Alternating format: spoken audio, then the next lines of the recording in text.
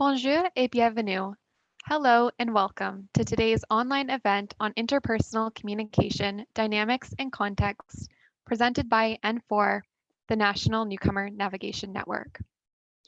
Before we begin today's webinar, I'd like to begin with an acknowledgement that N4 is hosted at CHIO, which is located in Ottawa, Ontario.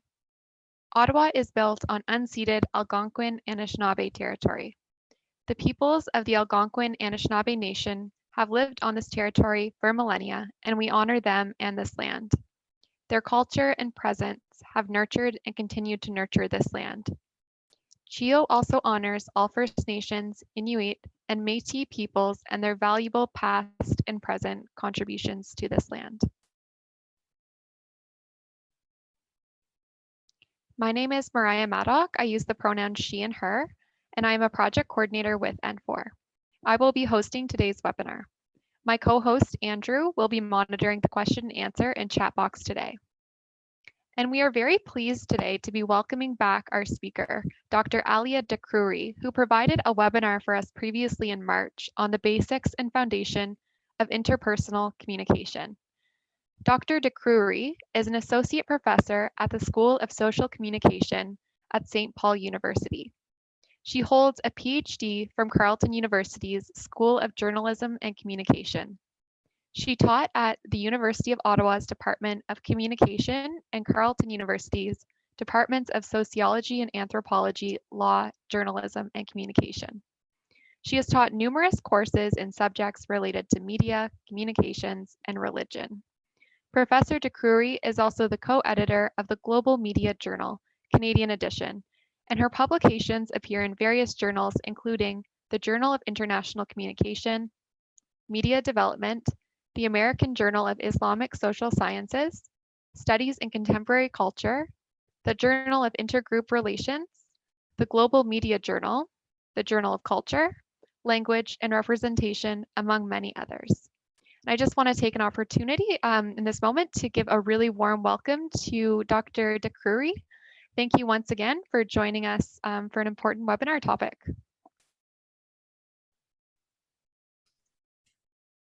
Hello, thank you, Maria, and Andrew, and everyone. Hi. And our session today is being recorded, and we will upload it to our N4 platform with resources and a transcript following today's presentation. And if any technical issues arise during the webinar, we will inform you with details for an alternate makeup session. And before we jump into Dr. Aliaa Dakroury's presentation, we'd just like to take a moment to introduce you to our platform features to help enhance your participation experience. Throughout the session today, we invite you to write your questions in the Q&A window. We will be monitoring these questions throughout the session, and you have the option of upvoting a question. So if you're interested in hearing an answer to a specific question, we'll prioritize which question we pose to Dr. Dakroury first. And our speaker today has no conflicts of interest to declare. And with that said, I'm going to hand it over to you, Dr. Dakroury. Thank you very much, Maria, and welcome everyone. It's a pleasure and honor to be back in the Newcomer Navigator. I will share my screen just now. You can see it now, right? I assume so. Okay, so last webinar, we have talked about the basic of interpersonal communication and issues of basic stuff like listening, the importance of listening, the importance of disclosing yourself, the emotion, the language, and the self-perception.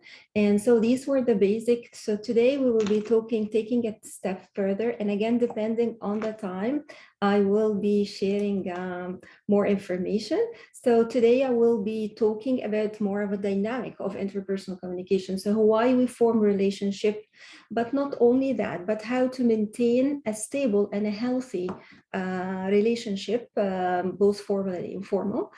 Also, we'll talk about communication climate, since we are today in Ottawa and we are expecting thunderstorm, but human relationship might have climate and environment. So how we can create interpersonal communication messages that would be more supportive and create a very positive communication climate within in a workplace, family, your life, anywhere. Also, we'll talk about conflict styles and how to evaluate these conflict styles. And particularly, I will talk about how gender and culture could be two important factors in assessing interpersonal communication and conflict. Also, how we practice effective interpersonal communication within an organization. I will touch on type of leaderships in different groups and team, and what are the characteristics of effective networking and interviews. Depending on the time, I will try to speak as fast as I can, but toward the end, I have prepared some hints of preparing the portfolio and how to pass a good interview. So we'll see how this goes. Just to start, dynamics of communication, relationship. To start, the goal of any interpersonal communication or any relationship is not only to create it, to develop it, one, maintain it in a stable way, and importantly, having it in a healthy human relationship. So it is not healthy to have a toxic relationship or unstable, up and down, and so on. So let's see how we can achieve that goal today. Okay. Just a recap, why we do communicate, lots of needs. The first one, of course, as we spoke last time, the health issues, as all of you know, as since you are working in that field, we have seen lots of impact of loneliness, of depression, having, heart diseases, all of these as a result of tensions, as a result of less interpersonal communication with people. And nowadays with the COVID and, mental health is a big issue for everyone. So definitely we communicate for health issues, for health reason, but also we communicate for social reason. So I'm trying to change. Oh, I changed it. My camera. Anyway, we communicate also for identity needs. As we mentioned last time, we have a self-disclosure. We see ourselves. We learn about ourselves through communicating with others. Healthy. This is a healthy way. Unhealthy way is really to see each other in technology by posting, on social media. And this is a perception of what we want people to know about us. And that is all about social need that all of us would need. Okay, not positively, but in a way. Finally, we have social need as well. So physical identity and social need. Communication is a principal ingredient for all human relationship. And yes, we can have fun context with our friends and family, but also communicating with people make us feel worthy, make us feel valuable within our network, within any network, being a professional or personal network. So we do communicate again for many reasons. So now, why we form relationships? That's one of the dynamic, one of the questions that we can ask ourselves. Why we form relationship?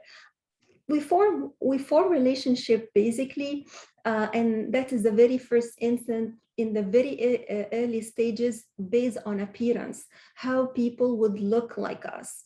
And that's why in an interview, for example, it's so much recommended that you look professional, that the first impression always look, especially in dates and in an emotional relationship, appearance is one of the factors. Similarity also is one of the factors that you prefer to look or to deal with someone who like to do the same thing like you, who drink the same coffee, who like watching the same sports, who enjoy the same hobbies, like again, similarity in that way. Also, we create relationship for when we look at people who give us rewards greater than cost of dealing with other. What does this mean? So if you have two neighbors, one neighbor is always giving you hands, is helping you in your backyard. If you are late, they can take care of your, kids and school bus or anything like this. That's reward. Versus cost of dealing them, then they are always demanding you to do stuff for them. So I mean, generally, if we form relationship, we'll look at rewards that would attach to that relationship, and in most cases we look at how many rewards versus how less cost that would give us. Also complementarity, and this is a difference between personality. That is so funny because you will find in real life two very different characters, and they are so good friends, or they are partner and they have a fantastic interpersonal relationship. And you start wondering, how come? Well, actually, according to research, we sometimes, what we call in physics, the different poles attract. So if you are positive and negative, we attract. Strengthening relationship does not really mean that we have to be very similar to people that we are encountering, but sometimes we complement each other, which is really nice. Competence, and that's not me, but research showed that we always look at people, or we tend to create relationship with people who are somewhat flawed, because it reminds us of ourselves. So if you go to a job interview and you are a bit, hesitant and so on, and you find another colleague doing the same path, you will most likely be friend with that person in the very stage, because it reminds you with what you have been going through in the past. Yeah. Proximity. Also, this is one of the important factors. So spending time with people significantly increase or decrease the liking. So again, if you are having your neighbor is close, you might have a good relationship with your neighbor in this street, but in one block, maybe you will not have as much. If you have work in a corridor, most likely that you will have a good relation or a relationship interpersonally with a colleague beside you in the door close by, but the one in the second floor, for example, they will not do so, and so on. Also, the last one is disclosure. Telling people other important information about yourself can keep building liking. So if, for example, you disclose, and that's what we covered last time, we disclose that I like coffee. Well, if you find someone who likes coffee like you and disclose this information, maybe you will be establishing, a good relationship. So these are some of the reasons why we form relationship. Now, let me share with you, this is what we call developmental model of interpersonal communication. So how the human relationship in person develop. I don't know if you can see my mouse, but it is starting from the purple circle, and initiating, experimenting, intensifying. So we come together and we start to create or establish this relationship. Then ultimately the green one is bonding. Then that is the maintenance stage. And if we cannot prevent, some relationship, you will discover that you have lots of differentiation, lots of avoidance, and so on. And so you terminate the relationship. That's in the blue circle. What I will touch on is really the first circle, that is how to create relationship. So the developmental model of relationship, this is what I maybe can touch on briefly. Initiating, creating a relationship require that you initiate it first, meaning that you show interest, that you want to be in contact with this person, right? You start talking about things. So one of the strategies to build relationship, for example, is networking, is to discover, to ask questions. And next is offering. Whenever you have, you offer a service, or you offer an advice, and so on. Actually, one of the techniques of this, and in a nonverbal communication setting, is seating. If, for example, you want a new colleague in work, or even a romantic relationship, and you want to, you have network, but you want to offer that you want to be in contact with that person, you will just sit closely next to the chair. This means that you are offering that you want to have a relationship. Also initiating relationship, the last stage is approaching. And approaching meaning giving a signal that you want to start it by simply smiling, for example, or offering a coffee, being all of these stages, again, the first one. Next stage, as we have seen in the purple one, is experimenting. And here you will start little small talk, maybe at lunchtime. You want to know more about your colleague who just joined the team, and oh, you are from New Brunswick. Well, I am from Ontario. And then you start, you know, a little bit of talking and questions about attitude, preference, and what sport team that you are cheering for. Oh, like hockey, I am from this team, and so on. Next is intensifying, and intensifying here that you express feeling of attraction. And this could be in a formal way, in a setting, like in a group or in an organization, or could be in a romantic relationship or be a family relationship. So expressing feelings of attraction. So in a direct relationship could be discussion of the relationship. Okay, what, like you can simply state it, but it could be indirect sometimes. So you have increased time together, you are asking for support, you are doing different favors. And in romantic relationship, you hinting, you flirting, and getting to know friends and families, and trying to look physically attractive. All of these are signs of intensifying an interpersonal relationship.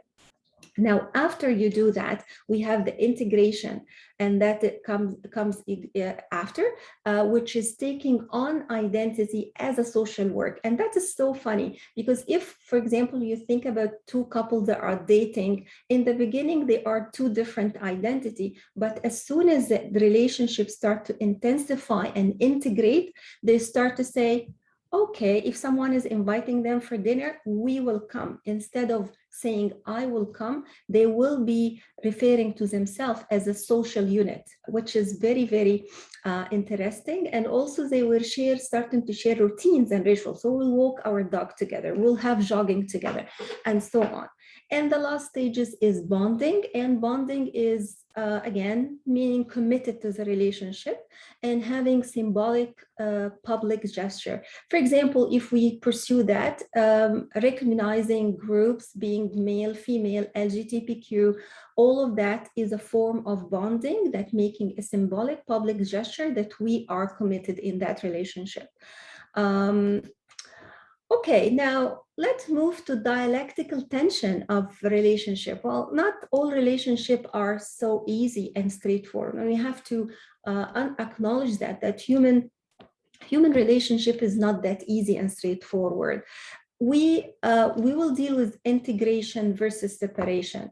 For example, are we moving forward to integrate our relationship and build on it, or we will again separate and end it?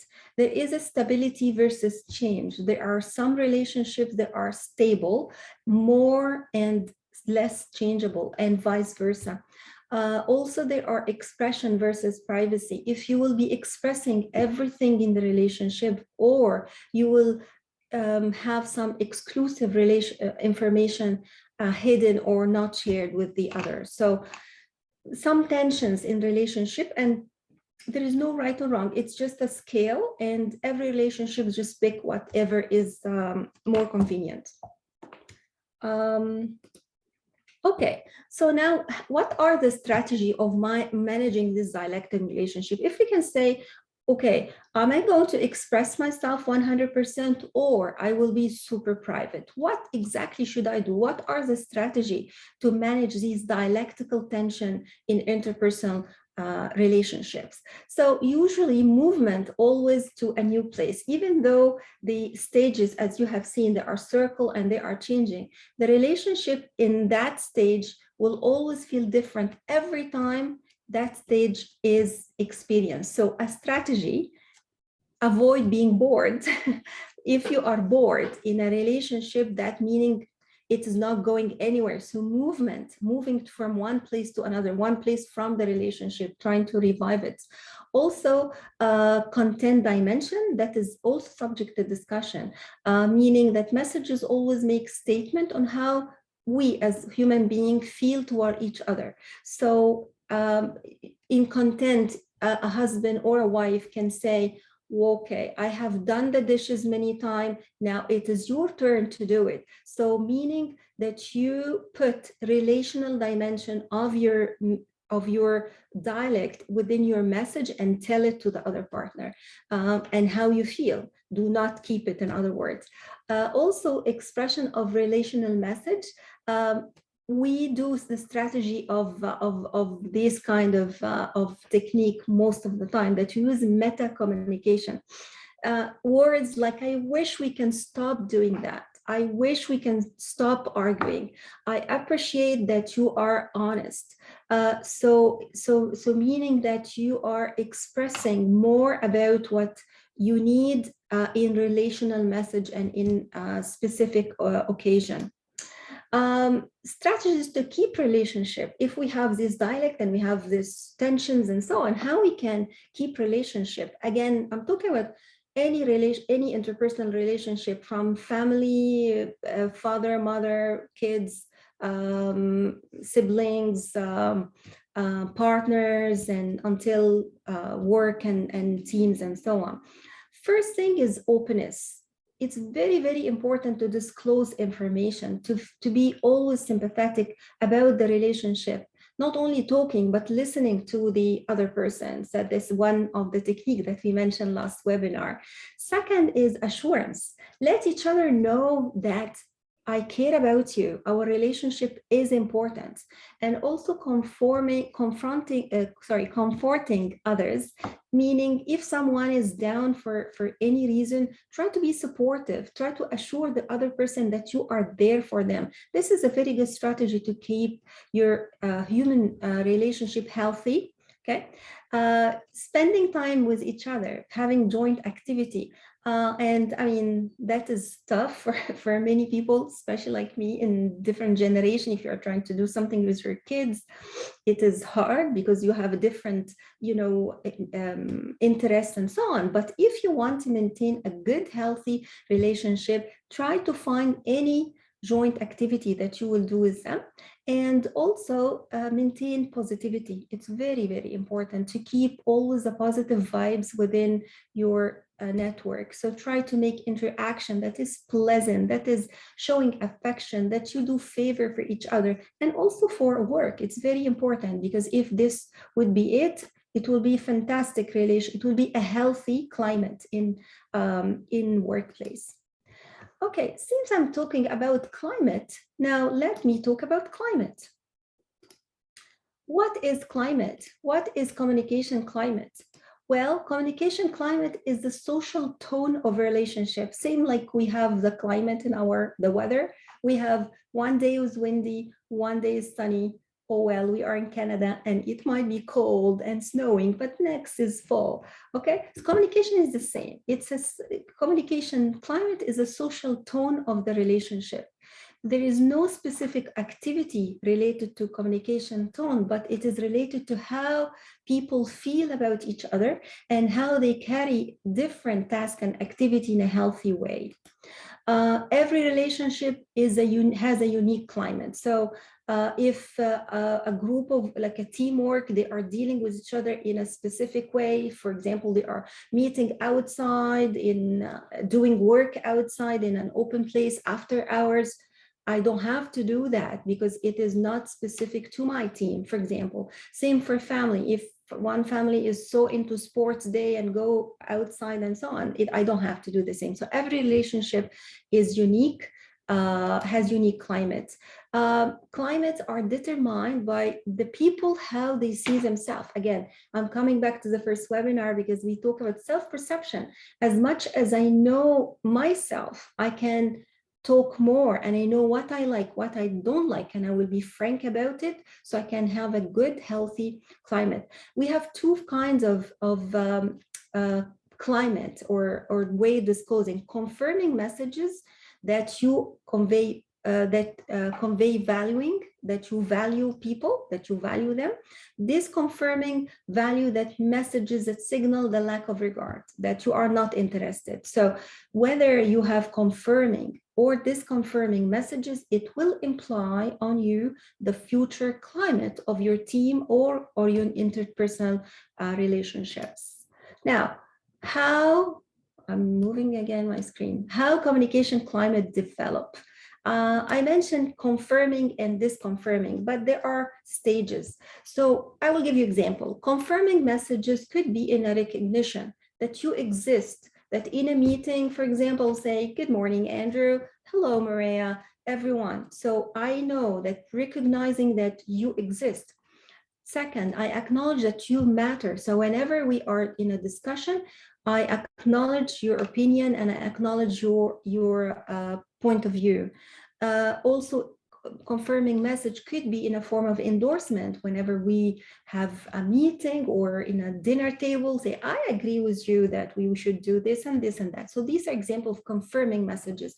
Disagreeing messages are actually the opposite, and they are simply saying you are wrong, but could be done, you are wrong in a different way. So could be argumentative, that presenting your position and defending your position, attacking the other, for example, that's negative. You can complain. So better to make, your complaint behavior, not that personal complaint. Say, okay, look at this person, my colleague, he is always wearing that. Oh, she is doing that. Complaining is not very positive in a climate.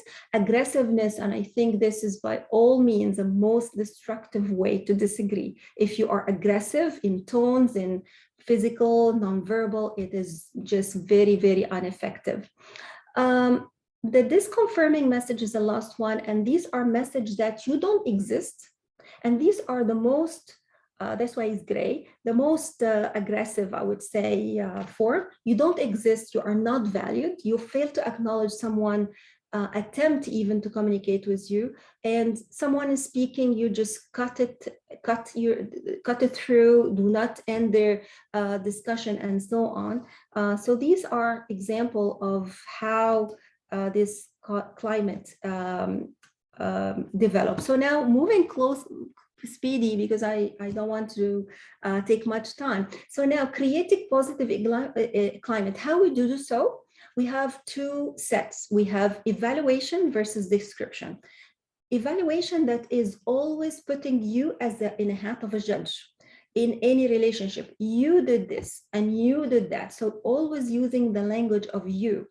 Instead, creating a positive climate would be to make a description and documenting your observation in a more descriptive way. So comment on the behavior, not on the character of the person who is behaving in that way. So use the person I, not the person you. So for example, you can say the bad way, you are not making any sense, versus you can simply say, I don't understand the point you are trying to make. So in this way, you create a positive climate, but you still make your point.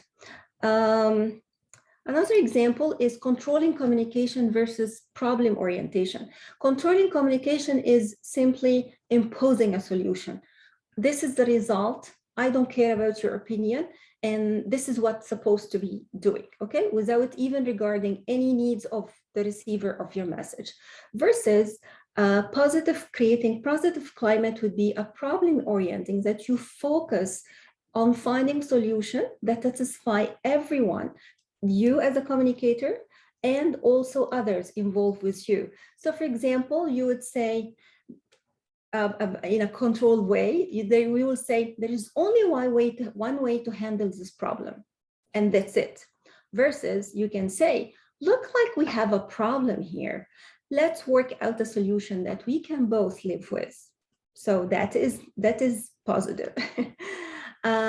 Neutrality versus empathy. Neutrality is indifferences, that exactly you are dealing with a robot or a computer, that positive or negative, you don't care about the person. And that's not warm for that is not advancing any human relationship.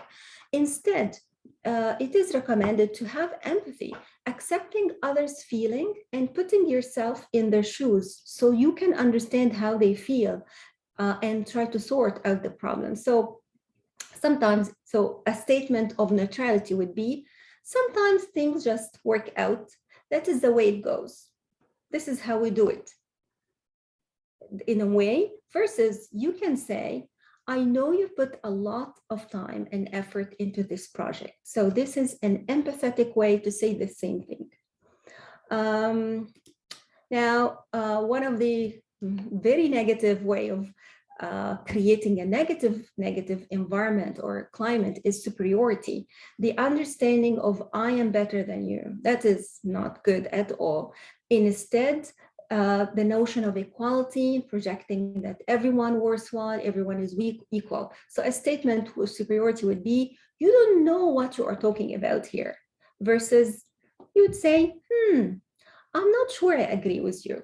Very respectfully, you still state your opinion, but in a respectful manner, and create a positive discussion for everyone. Okay, now let me see what is at this side. Okay, yes, how we can, that question would be, how can I transform negative climate to be a positive climate? Okay, since it's a communication and I'm teaching communication, so the best thing is communicate. One, seek more information, listen very open-mindedly without judging people, without accepting. You don't have to agree with the person, just seek information. 2, ask for specific. Just ensure that you are not using a defensive way, such as, what do I do? That is unfair. So that is, for example, that is very defensive. So ask for specific. Guess more about specific. So sometimes you can say, you object to the language I use. Was I too formal? So you can say it this way. Paraphrase the speaker idea. So give them attention and help them to relay their, again, give them a sense they are valuable. So you can say, if in a conflict, for example, you would say, oh, it seems that you are quite upset today. Can you tell me what is your problem? Okay, and ask for what does the critique want. You can clarify and say, are you saying you want me to cancel the party? Are you saying you want me to do this? So paraphrasing, and ask them what they want, and agree in principle. You can agree with the principle without agreeing to change your attitude. So agree that the person has the right to be different, the right to perceive the situation a different way without agreeing with them. That's okay, but have it in a very respectful way. Now, moving on, and okay, I have 12 minutes, so I will talk about conflict because that is a very important topic. So what is a conflict? Conflict actually doesn't mean, conflict by itself does not create problem. The problem arises when we approach and deal with a situation that create problem. So the conflict by itself is not either positive or negative, is how we perceive and we handle it. And it is very important in an interpersonal setting because it helps us to reach a meaningful and a healthy relationship. So there are two kinds of conflict. The one is functional and the one dysfunctional. The functional conflict is okay, and we handle conflict in many, I mean, in teams and in real life, and that's okay. It helps us building our understanding. It helps us listen to the opposing point of view. It helps us to accept difference in other. It helps us also to better understand the needs of the people around us. That's very good. That's functional conflict, and that's healthy. Yet dysfunctional conflict is very, very bad, because if it is not handled properly, it will be destructive for anyone involved in that setting, being a team, a family, any organization. It will cause emotional strain, resentment, personal pain, threat perception, force, damage, destroying relationships. So as you can guess, it's very dysfunctional. Now, This is one example of what we call, I'm not making up the word, by the way, it's called crazy making behavior according to research. So crazy making behavior is a behavior that is really crazy. So conflict producing technique that is drive the partner crazy, any partner. It is absolutely dysfunctional. It involves gunny sacking, which is the idea that you save all your complaint, you hold all the complaint, and one time you had a huge fight and just let go all of things at once, which is not good at all. You catch people on guard, you confusing, you arouse anger. So that's why it's called crazy making behavior. So crazy making behavior then, example, what it looks like. One, it looks like guilt making. So one party makes the other party responsible of causing the pain. You are responsible of the photocopying machine not working. Belt lining, that is really bad because it voice comment that hit below the belt. Someone, for example, who has a problem and say, oh, I know that you were drinking yesterday and so on. That is off guard. That is very unacceptable. When you, again, voice comment that is no. Avoidance, that when someone refuses to face the issue, leaving the other person frustrating and they don't care about them at all. And also withholding, keeping back from affection, from humor and other things. So they don't want to laugh, they don't want to talk because they are angry at you. So these are examples of crazy making behavior. So how to avoid that behavior? Simple. One, be specific when you produce your complaint. Two, ask for change that makes the situation better. Be tolerant of your partner, be it any partner of work, partner of life, anywhere. Attack the issue and never attack the person. Think about what you have to say before you say it. And always I say to my kids, can you please count from 1 to 10 before you talk? And they never say that. Anyway, before I move to the other section, I want to touch on the conflict and gender.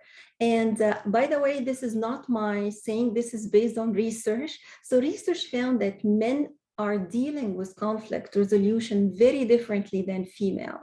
So men tend to focus on task versus women specialize on building communication. They are really work on conflict and so on conversation versus men are so assertive on the problem. Men are prioritizing on the outcome, yet female prioritize on relationship, on moods, on feelings, and they want to make sure that everyone is interpreting their feeling equally. Yet for men, they want to maintain, again, to keep focus on that. And from an interpersonal research, men often withdraw faster from conflict, yet women want to talk it all more. I don't know if this is good or bad. Anyways, now moving to the second aspect of conflict, which is culture. And that is very important, especially for the attendees, since you are talking with and dealing with different cultures. Conflict resolution is very different from individualistic versus collectivist culture. Individualistic, like us in North America, in European, in Western tradition, according to the books, they said always United States. Collectivist culture is always the Eastern culture. So Asia as a whole, you will find Japanese, Korean, Asian, South Asian, all of these, they will deal with conflict in a very, very different dynamic. So in Western tradition, they like to control and having control strategy versus the Eastern, they avoid talking about things. They want to emphasize more on the group, not the individual. They prefer to avoid confrontation and preserve a sense of harmony. Yet on a Western tradition, we have again, an emphasis on the individual. They tend to communicate openly, directly, and that's okay. So again, a rule of thumb that someone needs to be careful whenever they are dealing with conflict in a cultural setting, because it is by default very different. Communication with team and group. There are two kinds of communication. We have formal communication and we have informal communication. That's within organization. So formal or communication, it would be upward. So from the employer to the employee up, and downward from the the employee to the employer. Downward from the employer to the employee. Horizontal is between people, again, with no direct supervision. Informal is actually could be anything, could be any network, and it is more efficient and more accurate than formal communication. And you cannot expect formal communication to be informal and as such 100%. So relation at work and team, what is the advantage and disadvantage of working in a group, since we are talking about enhancing our dynamics of communication? Well, advantage of working in a group, of course, I will have greater strengths. Everyone have their own skills. I will have a positive exchange. I'll have tons of energy. They will be more accurate in producing work. They will have a more outcome, absolutely. But disadvantage, oh, require more time, you feel more pressure, you will have to work with the speed and tone and pace with everyone, but also you have to absorb people who fail to do the work whenever you have a group project. I mean, I'm always saying this to even my students, you have a group project, you will always have the one student who is doing nothing, and all of a sudden they assume to have the mark for the group, which is again a disadvantage of working in a group. Effective team member need to have how to enhance, again, relationship in working group. You have to encourage participation, relieving any tension with the group, evaluating people emotional climbing, thanking people, giving them praise. You did well today. Listening if anyone has concern. Sociability, maybe have a social gathering or something like this to make a friendly relationship. Distribution of power among people. So no one is boss of everyone. So equal distribution. Tolerance of new ideas. So any idea would be welcome or resisted. If it's resisted, then you will have a climate of tension and so on. You would have a way of managing conflicts, be it direct and indirect, and emotional support as well. And I'm running out of time. I have 3 minutes, so I will just talk very briefly about the leadership and power. There are 3 types of leadership. Designated leader, that is someone who has a title. Immersion leader, someone who is elected by a group, formally or informally. And distributive leadership, that is collective effort among people to distribute their work together. Now, okay, I have just few slides. If I can, in 3 minutes, share that with you. Advancing your career, and that's our hint of, doing interviews and so on. If you are doing an interview, what would you do? I mean, the first step is really networking. You need to keep your profile open professionally, no personal photos and so on. Interviewing, you would have some goal, you have structure, you would keep exchange again in a direct way. You have a balance in participation. So whenever you have an interview, you are expected to speak about 70% of the duration, not less. So not the interviewee will talk on your behalf. Before the interview, you need to clarify the interviewer goal. What are the criteria of the job? Are there any hidden goals and so on? Be prepared, take the material to help your employer to know, take extra copy of resume, take something to take notes, get copies of your past work, get letter of recommendation, be prepared, okay? Next is during the interview, you have to make good first impression. As I mentioned, physical appearance is very important. Be punctual. You have to arrive at least 10 to 15 minutes to the interview. You have to look best. No fancy perfume, no over makeup, no glittery and shiny stuff and shimmering. Be very professional, get off to a good start, and establish a common ground as interview. Should do not be super friendly. He is not or she is not your friend. Look at the interviewer office of some hints. If they There are some poster of sports. You can just start having a good discussion about it, and or again, initiate ice-breaking stuff. During the interview, give clear and detailed answer for the questions. Be very specific of your answers. And again, if they ask you for examples, give illustrations, give evidence of your skill. Keep your answer very focused. Answer should not be run more than 1 or 2 minutes without inviting the interviewer to follow up or move to the other questions. So do not overwhelm them with so many things. Follow up with the interviewer after you finish by let them, thanking them of the interview. And if the tone of the interview at the very end you will not like it, meaning that you will not fit in the in this organization. Again, go prepared to the question of the interviews, and good questions would demonstrate that you did the homework, that you have initiative. And the first interview, avoid by all means questions about salaries and benefits. That's a no-no. Okay, before I end, I have just some examples of interview, and I'm sure that you have all of this. Tell me something about yourself, what you think about yourself as qualifying to the job, why you want to work with us, what university subject you like best, least, how do you see yourself in 5 years? That's the most used one. And what is your strengths and weaknesses? So prepare for these interviews. And the last slide would be after the interview, you need to follow up with a note of thank you to the person who interviewed you. It better to be typed. Now emails, express your appreciation of the company. Let the interview know that this session left you so excited about the job.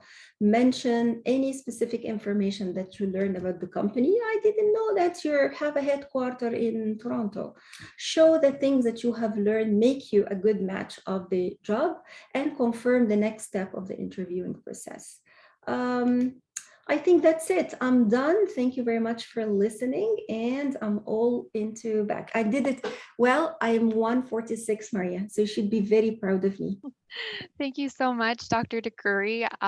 This has been so practical. So many practical skills have been shared, and communication plays such an important role in our relationship. So thank you for providing a second webinar that builds so nicely on the first one that you provided. And for anyone who's wondering, the link to the very first webinar can be found on our platform, newcomernavigation.ca. And there's a recording there in the education under the webinars tab.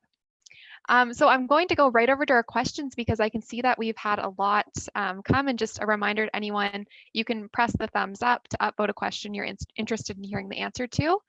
And our first question is around building an interpersonal relationship when using an interpreter. And I know many of the folks who are joining us today have likely used an interpreter before. So Dr. Dakroury, do you have any tips for how to build an interpersonal relationship while using an interpreter? While you are using an interpreter, that's tricky. I think the best way is to make sure that the interpreter is best representing you, that knows all about the background, about you, your culture, your personal character, and so on. So this way they can talk eloquently and represent you, because translation is sometimes awkward if you do not know this specific. I think the first step would be the self-disclosure, and this explaining yourself to the person again, and self-perception, self-disclosure. That's key. You need to tell him or her what you want, or how they better efficiently represent you, and so on. That's a very interesting question, but I think it's all related to culture and respect to culture. Great, thank you so much. And the next question is around trust. So where does trust come in the development model when developing an interpersonal relationship with a patient or client? Yeah, that's very important. Again, we talked about that in the presentation about trust. whenever you remember the cycle of developing relationship, it always starts with initiating, building it, and gathering information, and so on. Building trust would be self-disclosing that I do not know, and to be honest, to be very open, to be very honest, and to say, I do not know about that issue or this person. Please explain to me. So ask questions and do follow-ups. And I think it will build up, again, building trust. It would require gathering information, good information, and making sure that the other party is equally self-disclosing themselves. Because if there are barriers of, again, culture or language, they might not be able to tell you or trust you enough to tell you about everything in their life. So I think it's a long, in that case, we have to remember building relationship is not in one day. I mean, relationship is a continuous effort and goes in cycle, and we have to test it and we have to make sure we do it. It's tricky when it is in a professional setting. Well, you have to be, not neutral, but you have to be professional. But at the same time, I think you show empathy. That is key as well for anyone who's dealing with customer service or customer or anyone. Dealing with empathy, dealing with them empathetically would make them feel that I do care about you, and they would open up to you by default. Yeah, thank you. And the next question is, for clients or patients that have experienced poor relationships or had negative experience in the past, perhaps due to trauma or other reasons, how would it be best to start building a relationship with them? Yeah, also that is also one of the very good questions, and it's related to the cycle of building trust. If you have a client who had a trauma in their life, for example, how would you make sure that the information is really accurate? Because if you build your assessment or judgment on not factual relationship, that would be tricky. So again, I'm coming back again to the main thing: ask questions, do follow up, and empathy. Put yourself in this person's shoes and imagine, what do I feel about this? Coming back to the last webinar about emotion. Emotion is so complicated and so complex, and to add on this on a professional setting, that would be, I think, exhausting, dealing with people who had trauma in their life. I mean, and I know many of the attendees have dealt with refugees, for example, who have been in displaced for years, and so they are not feeling secure enough to share this information. So I think it would be a long investment in building their relationship, but asking questions, gathering information, doing follow-up, experience, and expressing empathy. And I think it would work on a long term. I don't know if I answered the question, but again, on the top of my mind. That was great. Thanks, Dr. Dakroury. And how can we overcome challenges of culture, gender dominance, personal prejudice when trying to help newcomers? Do I understand it is the dominance and personal prejudice? It's a part of the person initiating the communication or from the participant? I think the easiest way is the other way. If I am the one initiating communication, and I should be well equipped to know more about the person I'm dealing with prior to meeting them, just to make sure that I will not be experiencing, superiority or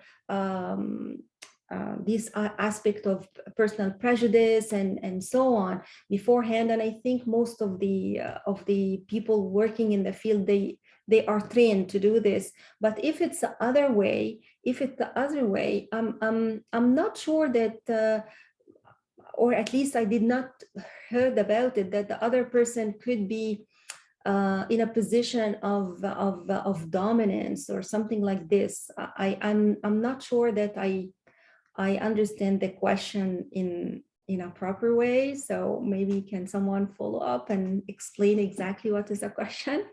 Yeah, we'll move this over to our meeting place on our platform, and perhaps the person who asked that question can just clarify for you, because it sounds like you need a little bit more information to give a fulsome response. Mhm. So, we have time for one more question, and it's around communication during COVID-19. So during COVID-19, we heard a lot from frontline how challenging it has been to have effective communication with patients and clients. Any tips to overcome these barriers? I think I will just restate the same tips I had it in creating I'm a fan of this chart a lot because it explained the layers of the creating an effective interpersonal communication or even a long-term relationship. It is important that you make sure that the person initiating the relationship is or in a position on a power position would not be voicing any again hierarchy wise. If someone is in a power position and voice any negative tone, even the slightest, it will just ruin the relationship, that someone will not take it.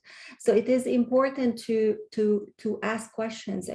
I'm coming back to investigating and asking questions and knowing more about whether patient or clients and so on, to overcome the barrier of technology and the strain on health worker of physically and emotionally and what's not, to do that. And I think this will be a best way to avoid any future conflict, because we do not want to have at least the dysfunctional conflict. But if that's a natural conflict, again, communication is circular, back and forth, back and forth. So if I know information, I will develop and build on it, throwing it back, getting it, and so on. So it is an ongoing process, and I think everyone in the same it's the same boat.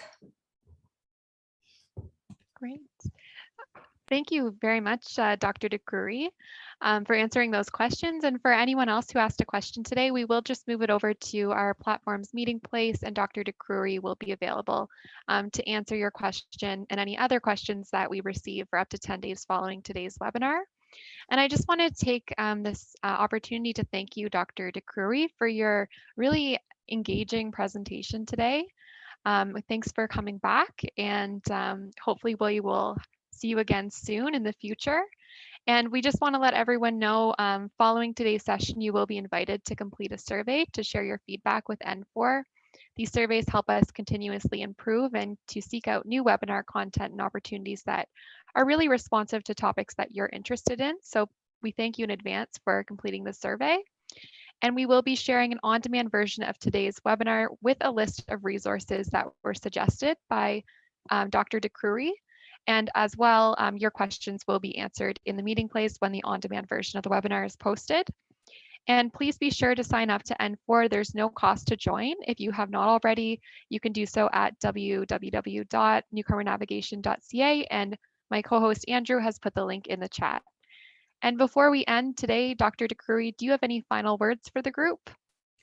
Well, once again, I would like to thank you for this. This has been an exercise of shrinking. I have been presenting in conferences, but this was a very extensive exercise to shrink lots of information in just one session, but it was a pleasure to be back. I encourage, again, as you mentioned, the attendees to share their feedback in the questionnaire, because this way, if we would ever offer anything around the topic, I would know personally what you like and what you didn't like, how we want to elaborate on this. And hopefully in the future, we'll have, again, more dedicated topics. If some topic is more interesting for the attendees, just share that with the team, and this way we can elaborate. But thank you for having me.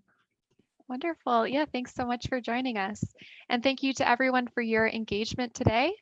We hope to see you at a future N4 online event, and I hope that you have a great rest of the week.